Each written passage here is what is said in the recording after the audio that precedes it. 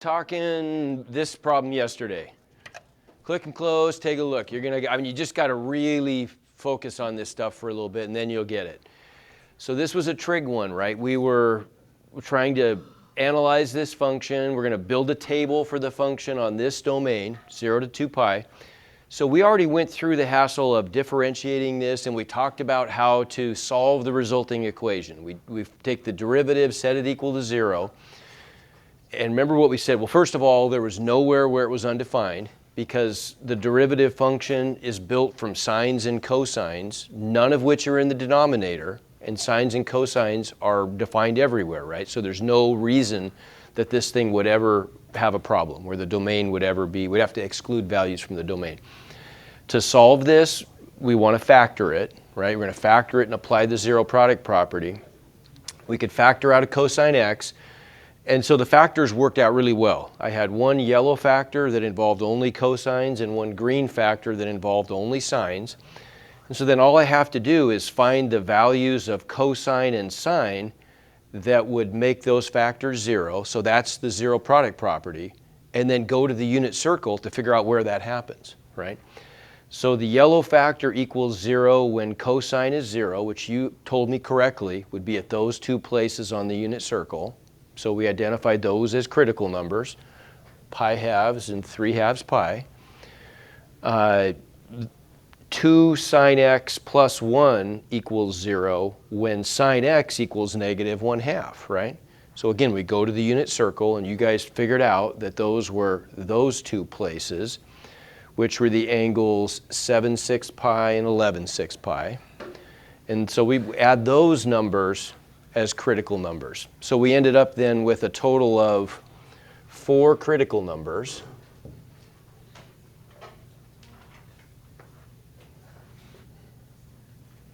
Okay? And what would I put in row 3 for those critical numbers? Yeah, 0. Those are all zeros of the derivative, right? Okay.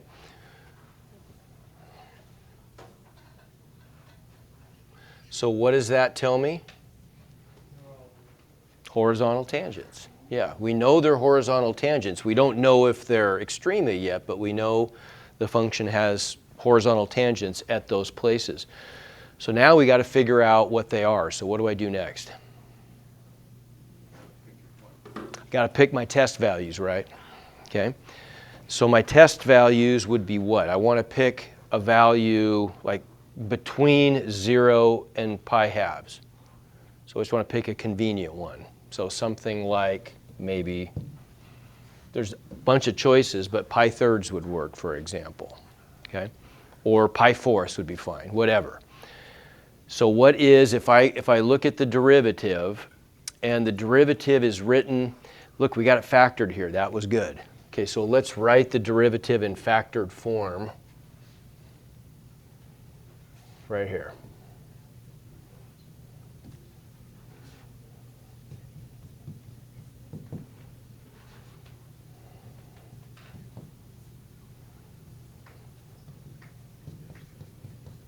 There it is in factored form. So at pi thirds, we need to know just the sign of the derivative, right? So at pi thirds, what quadrant is that in? Quadrant 1, right? What are the values of sine and cosine in quadrant 1? Positive. So I'm going to get positive times 2 times positive plus 1. What's the sign of that second factor then? Positive. Positive times positive is positive. So we can do that, right? Okay, now what kind of value do I need for my second test value?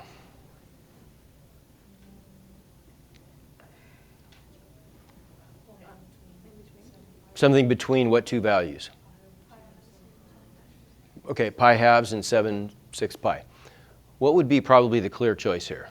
Pi. Pi is an easy one, right? Pi is there. The coordinates are simple, so we'd want to use pi. What's that? Oh. We don't have Pi Day, I'm gonna ride. It's a Friday. Is it a Friday? Okay. Okay. Yeah, you guys, we can. Yeah. We'll organize something for Pi Day. Okay, so now what about pi? If we plug pi in, cosine of pi is what?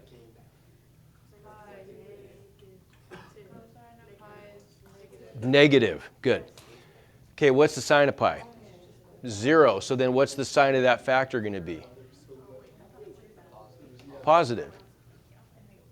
Okay, right? Because I'm going to get 0 plus 1. So I'm going to get negative times positive is negative. Okay, so then what's going on at that horizontal tangent? Yes, it goes from increasing to decreasing, so we got a smooth peak. Good. Okay, so now we need a value between 7/6 pi and 3/2 pi. So, I mean, like, what would that be? Something like 5/4 pi, maybe?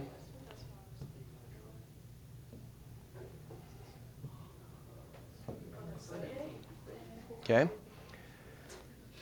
So we got to figure out the sign of the derivative there. Well, the first term is going to be negative, because, I mean, we're in quadrant 3, right? So quadrant 3, cosine is both are negative. Cosine is negative and sine is negative. Okay, so what about this term, though? What's the sign of 5/4 pi? 5/4 pi.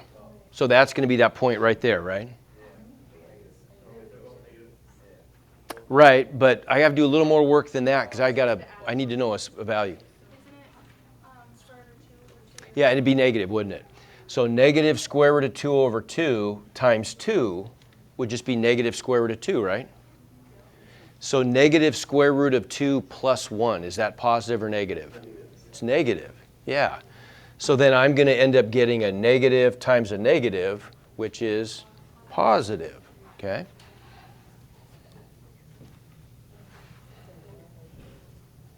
Oh, and this, I guess I put this in kind of a weird spot, didn't I? That should have been there. So what's that one? Smooth minimum. Okay, so this is gonna, what's a convenient value between 3/2 pi and 11/6 pi?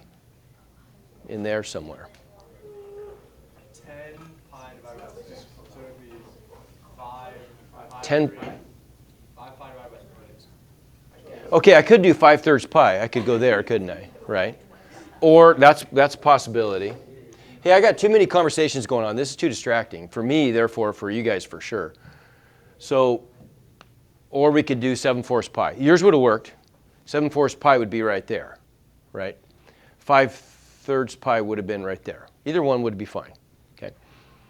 7/4 pi, so we're in quadrant 4. Cosine is positive, so that's positive. What about sine? Sine's negative, and we just did this problem, right? That's the reason I picked 7/4, because that's going to be negative square root of 2 over 2, which made that negative, didn't it? Right? So I get positive times negative is negative.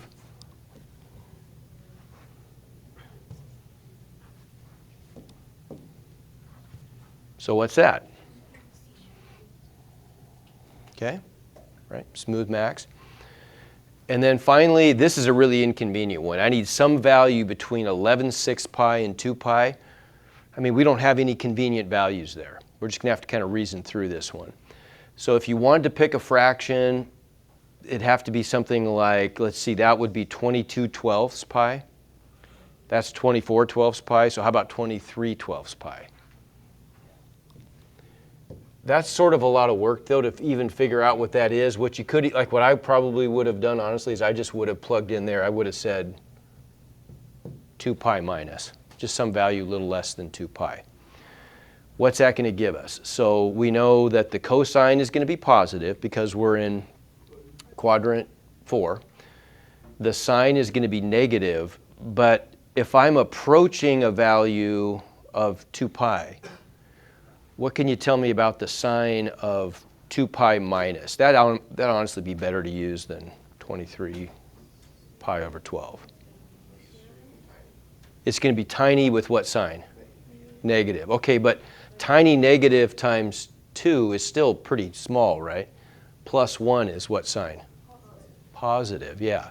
So I'm going to get positive times positive is positive, and then that becomes a smooth minimum, right? And so we got it. And then if I wanted to anchor this thing a little bit, so I wanted to get a really more accurate graph, I could just take the values of the function at all those critical numbers, which are actually pretty easy to find, because these are convenient places. So if I plugged those into the function and evaluated the function, I would just get these values.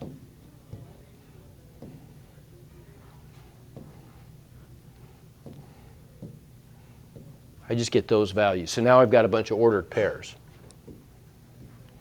There's an ordered pair.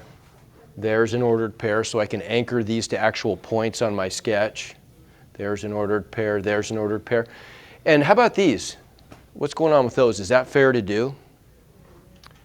Because are we including 2 pi in the domain? We're not, but I plugged 0 in anyway. If I plug 2 pi in anyway, if I plug 2 pi in, sine of 2 pi is 0, so I just get 0 squared plus 0 is 0.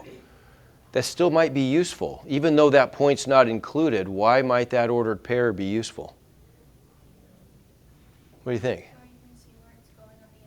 Yeah, so what kind of an endpoint would I have there? Yeah, I just have an open endpoint at those coordinates, right? And then the same thing here. Okay, and so if we do all that stuff, we just get, oh, where'd my picture go?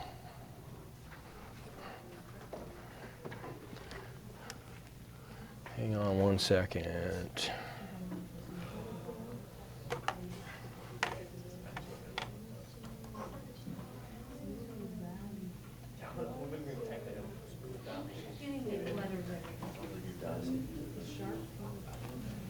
Thank you.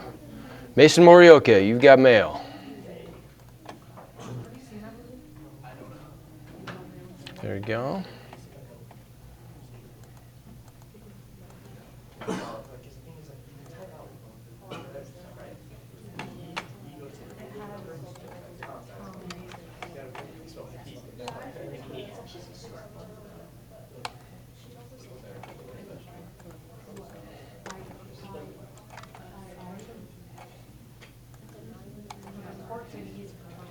Okay, so this is what I get then.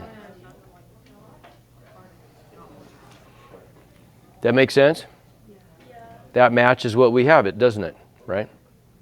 If I plug those values in. Okay? All right, so now what about something like this, a more applied problem? This is a kind of a real problem. So this is, if you're an electrical engineer, you'll do stuff like this all the time. The electrical power in watts in a direct current circuit with 2 resistors. So this is just an analog circuit. You have 2 resistors in the circuit with resistances R1 and R2, and the power is P. So what happens here if, and the voltage is V, okay? If the voltage and R1 are held constant, okay, that's easy to do. I mean, so we're just plugging it into a battery with fixed voltage, and this is just R1 is just a fixed resistor. R2 is some kind of a rheostat though, so we can we could vary the resistance on that. What would the value that we'd want to dial in for R2 be if we wanted to maximize the power in that circuit? Okay, so what would we do there?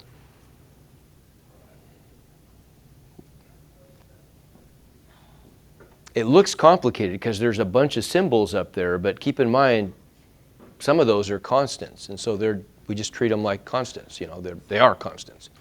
Which ones are constants again?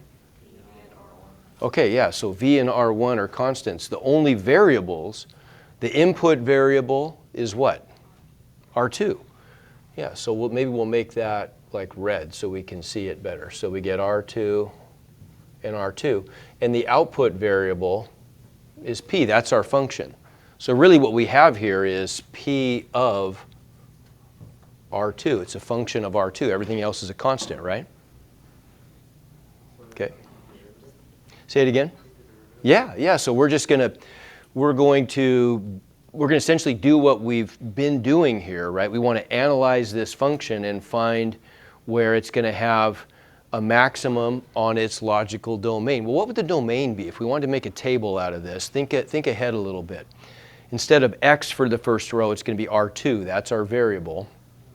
What would the domain be on this? What's the minimum power we could have? 0. You can't have negative power, right? So 0 would be the minimum. What's the maximum we'd probably want to, we're going to find that, but on our domain of input values could include infinity even, right? Infinite resistance. Is that possible? Pretty much. Infinite resistance just means that you have a really, really good insulator, right? So what's a material that approaches infinite resistance, like glass or styrofoam or something? Something that's that's very, very resistive. It doesn't conduct electricity at all. You guys have you talked about this in physics at all yet? No. Okay. Okay. So then, before we make our table, we're going to need some critical numbers, so we're going to have to take a derivative. So we'll do that. Okay, P prime of R2 is going to equal what? Well, how am I going to differentiate that function? Okay, so what rule am I going to have to use? Quotient rule. I've got a quotient of functions of R2, right? Okay, so I got to use quotient rule. So low d high, low is R1 plus R2 squared. What's the derivative of the top with respect to R2? Well, what's the derivative of R2 with respect to R2? 1. So I've got that constant I just leave out front times 1, right? Everybody see that? So the derivative of the top is just going to give me V R1, isn't it? Right? And I know it looks complicated because I've got all those V's and R's and stuff, but like if I had something like this, if I had 2x over like x plus 1 squared, well, what's the derivative of the top? 2, yeah, right? Same thing. 2 is a constant. It's a number, so it's an obvious constant, but V1 R1 is just a constant, or VR1, right? Because those are constants, okay? So continuing with quotient rule, low d high minus high d low, so that's V R1 R2 times the derivative of the denominator. Well, what's the derivative of the denominator going to be? I got to use chain rule, don't I? Because I've got something squared, so I'm going to get 2 times that quantity to the first power, right, times the derivative of what's inside, which is 1. Yeah.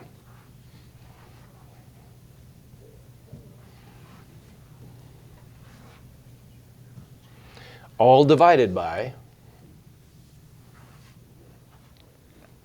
bottom squared. So what is that going to be? Okay, good. That quantity squared is that quantity to the fourth.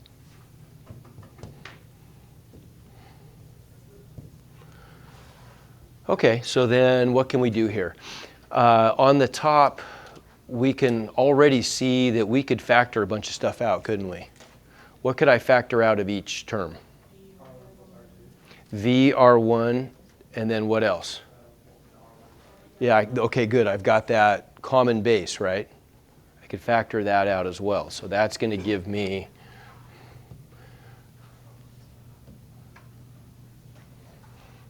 out front, I've got VR1 times R1 plus R2 times what's left behind. Okay, good. I have one of those still, right?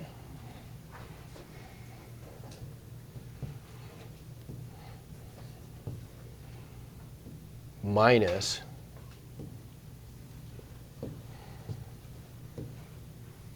what? 2R2, yeah, because those are gone and that's gone, right?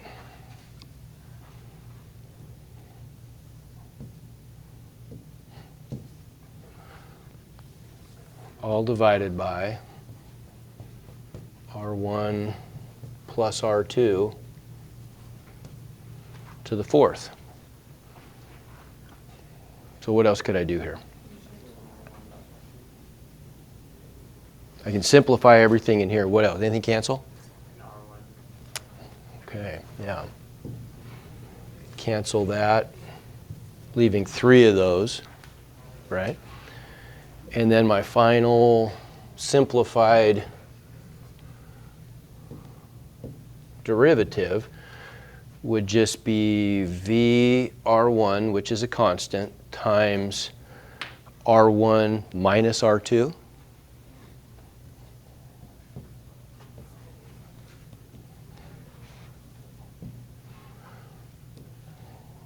All over the quantity R1 plus R2 cubed. Okay, so our first row, you already told me, our input variable is R2. We're going to look at this from 0 to infinity, and 0's okay. If I plug 0 in for R2, the bottom still is non-zero, right? So that's okay. It's allowed.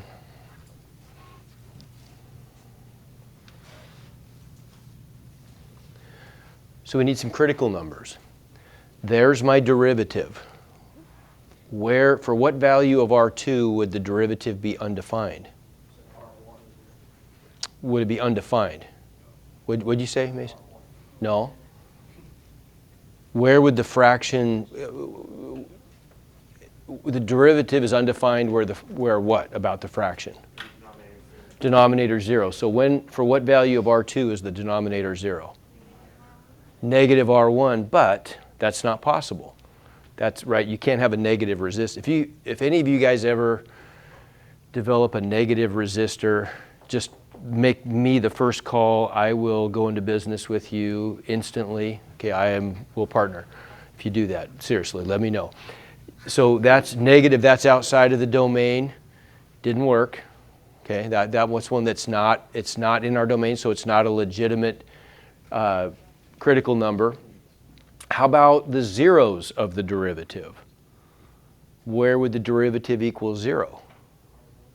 At R1, because of this, right? The derivative equals 0 when the numerator equals 0. So we could say this, couldn't we? We could say P prime equals 0 at R1 minus R2 equals 0, which is that R2 would equal 0, right? Or sorry, R2 would equal R1. That's what makes that factor 0. I kind of mixed that up. Everybody get that? Okay. So that's where our P prime is equal to 0. So we have a horizontal tangent. And then what's the only thing we have to do? Yeah, just pick some test values. Well, we could pick 0, right? 0's in our domain. So we'll use that as a test value. What's the sign of the derivative at 0? Positive, isn't it?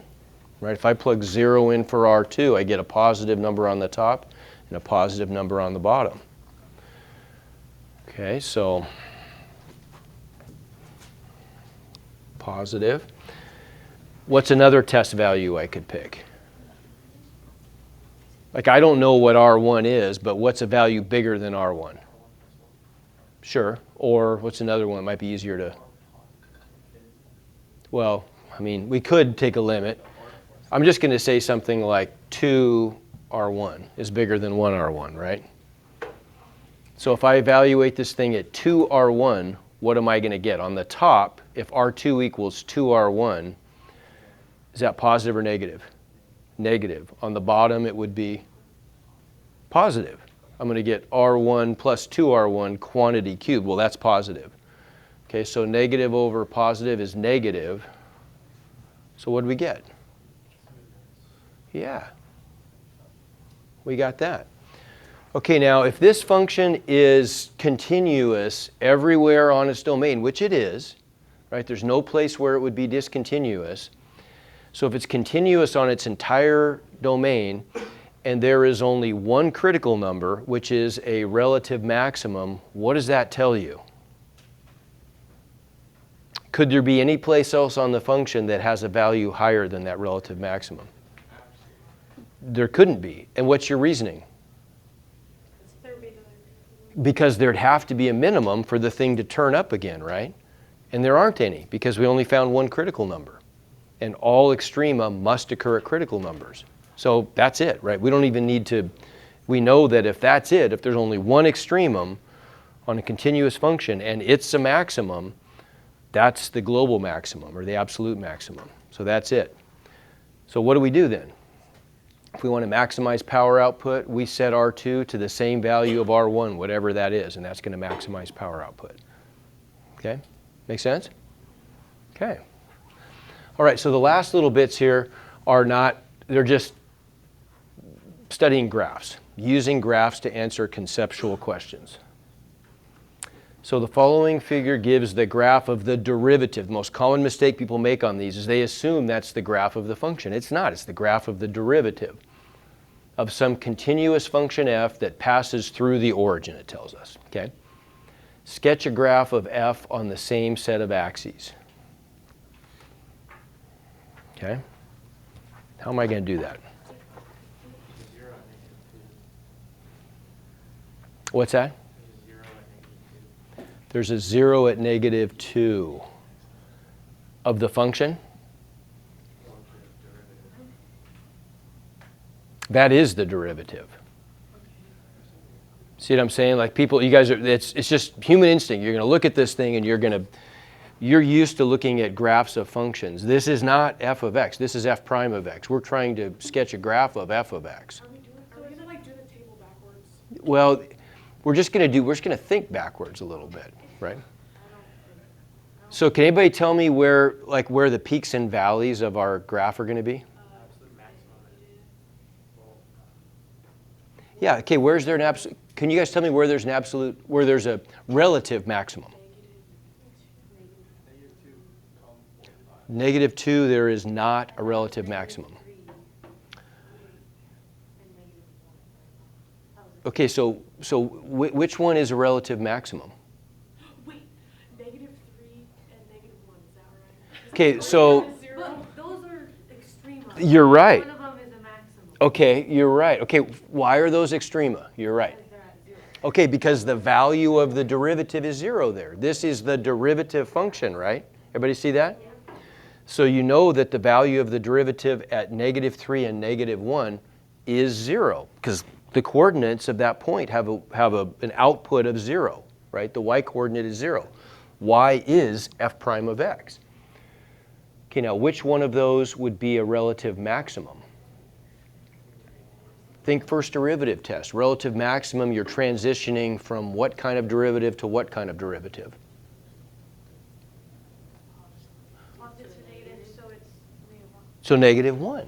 Yeah, because look, at -1, the value of the derivative is transitioning from positive. I know the derivative is positive valued to the left of that point because the function is above the x-axis, right?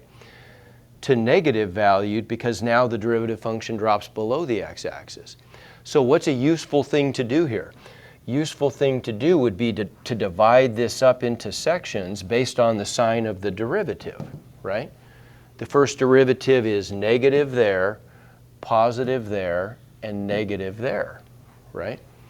So we know that this has to be, this spot right here, this has to represent a maximum.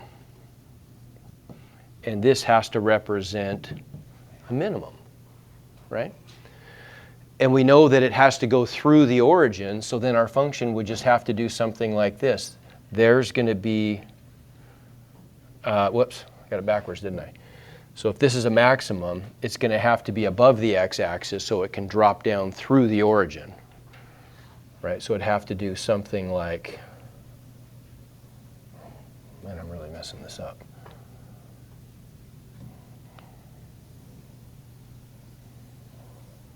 Something like that, right?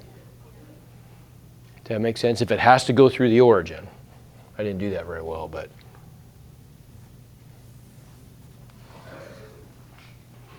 Make sense? Give me thumbs on that. Okay. How do you know it's negative on the left, positive on the middle? Well, because look at this is, remember, this is not the function, it's the derivative function. So for example, estimate the value of, do this for me, estimate f prime of negative 4. What's that roughly equal to?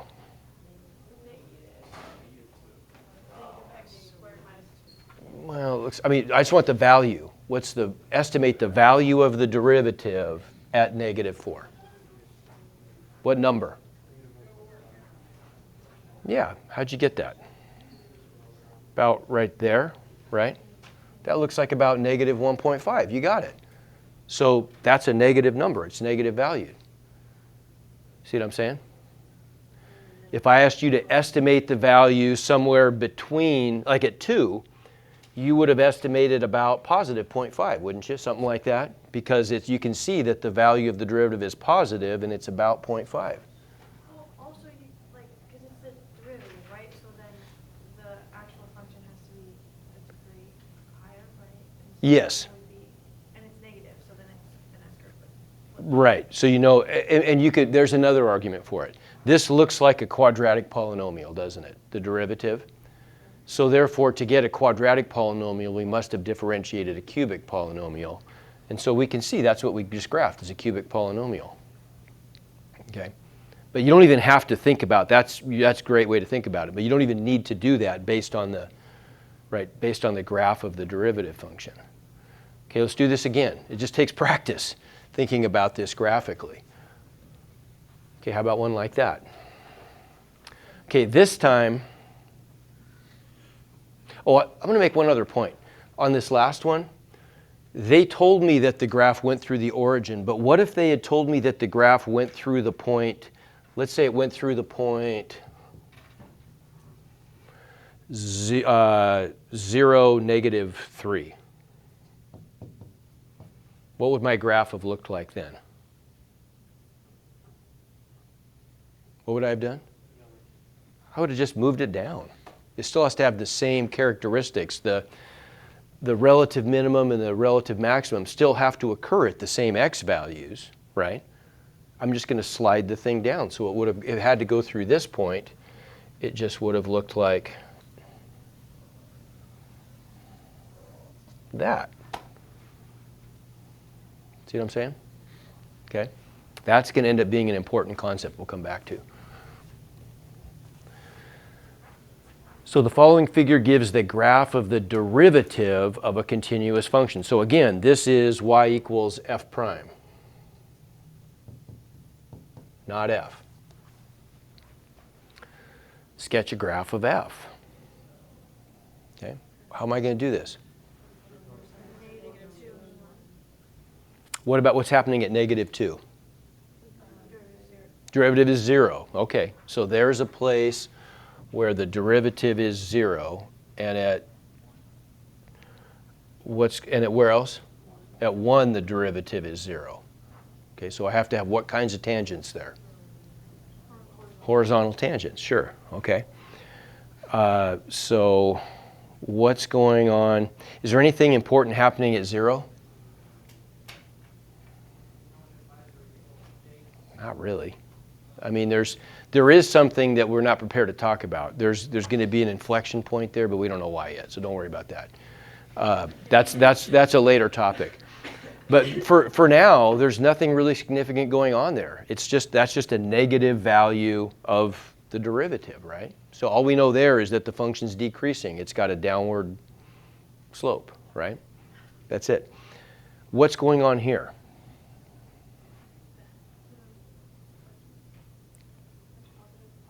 I'm going for, at 1. At x equals 1, the derivative is going from negative to positive. Okay, good. So we're going from negative to positive. What's that look like? That looks like a valley, doesn't it? So we'll just, how about if we put our valley right here? Okay. What's going on at negative 2? It is? Negative to negative. So what's that? Yeah. Look, so this thing's just going to go like that, isn't it? You see that? Right, and that works because, look, I've got a horizontal tangent there and I've got a horizontal tangent there, right? See what I'm saying? So that's the only thing this thing could be.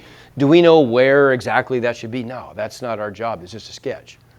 We just need to know what the basic features are. Okay? All right. How about this one? So use the graph of the function f prime to estimate the intervals on which the function is A, increasing, B, decreasing, and also for part C, estimate the x-coordinates of all local extreme values. Okay, so part A. Where is the function increasing? It's increasing on what intervals?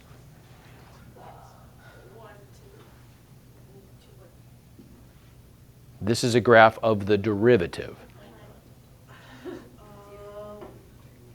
When does a derivative increase? When it is what? Positive, when it's positive valued. So all you got to do is look at this function and ask, where is it positive valued? Ah, okay, so how would I say that interval? So it's this interval, right? Negative infinity to 0, good. Okay, where else? Any other intervals? Yeah, right there, right? Right there. Okay, so where is part B? Where is the function decreasing?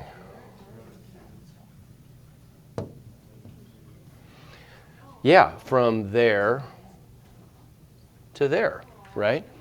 So from 0 to 2 or from 3 to infinity. Okay, for part C, we have a relative max at x equals what?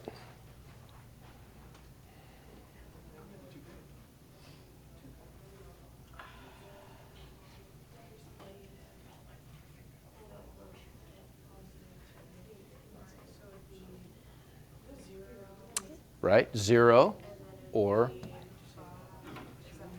that's a 3. Everybody agree? Because we have to go from increasing to decreasing. Yeah, Matthew. Yeah, right, because it's a graph of f prime. Okay? So we'd end up with maxima there, and we'd have a relative min at x equals 2. Because that's where we're going from decreasing, right, a negative derivative to a positive derivative. So it's got to be a valley. Okay?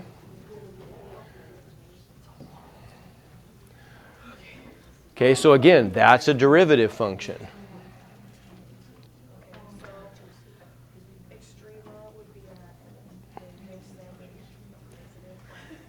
Yeah, so you got, everyone see if you can identify on your own real quick. See if you can identify all, show me with your fingers, how many extrema are there?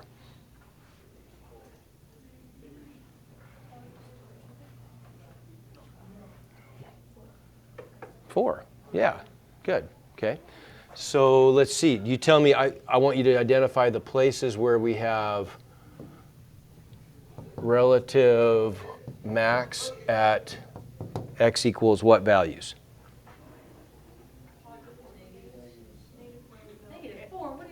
Going from left to right, where's the first relative max we'd see? -7, yeah. Because we're going from positive to negative, right? So at -7, where's the next one? -3. We'd have relative min at x equals -5, -1. What about that point right there? Is that anything special? No, it's just a place where we have a really large negative slope. Okay? All right.